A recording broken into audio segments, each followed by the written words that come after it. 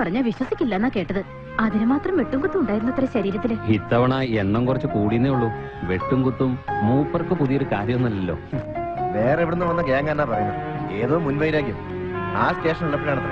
അതല്ല, അബൂബക്കർ ഹാജി ആൾക്കാർ വന്നാ കേൾക്കുന്നത്. സത്യം എന്താന്ന് പഠിച്ചോന്ന് മാത്രം അറിയാം. അങ്ങനെയാണെങ്കിലേ ഇത് ഇതുകൊണ്ടൊന്നും തീരാൻ പോകുന്നില്ല. ഇനി ഉണ്ടാവും ബാക്കി.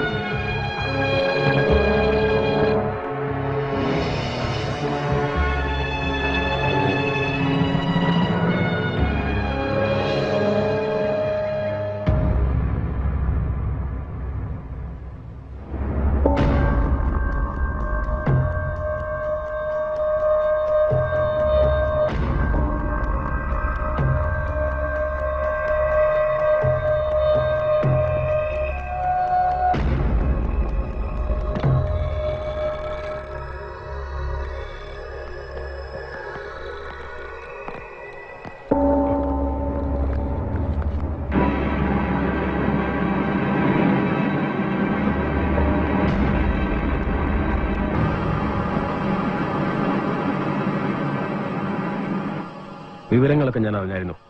എന്നല്ല, അന്ന് തൊട്ട് ഇന്ന് വരെ സബ് ഇൻസ്പെക്ടർ സോളമന്റെ ചലനങ്ങളൊന്നും ഞാൻ അറിയാതെ പോയിട്ടില്ല. ഞാൻ ട്രൈ ചെയ്യുന്നുണ്ട്. അങ്ങ് ഇടുക്കിയിലോട്ട്, അതും രാജാക്കാട്ടിലേക്ക് തന്നെ കെട്ടിയെടുക്കാനുള്ള എന്റെ ശ്രമം ഏതാണ്ട് കരകണ്ട് തുടങ്ങിയതായിരുന്നു. ഇനിയിപ്പോ ഈ ജീവച്ഛമായി കിടക്കുന്ന തന്നെ കൈ കിട്ടിയിട്ട് ഞാൻ എന്ത് ചെയ്യാനാ? അതുകൊണ്ട് ഞാൻ കാത്തിരിക്കാം. ആരോഗ്യമൊക്കെ വീണ്ടെടുത്ത് പഴയ ചോരത്തിളപ്പുള്ള സോളമനായി തന്നെ നിന്നെ എനിക്ക് കിട്ടണം.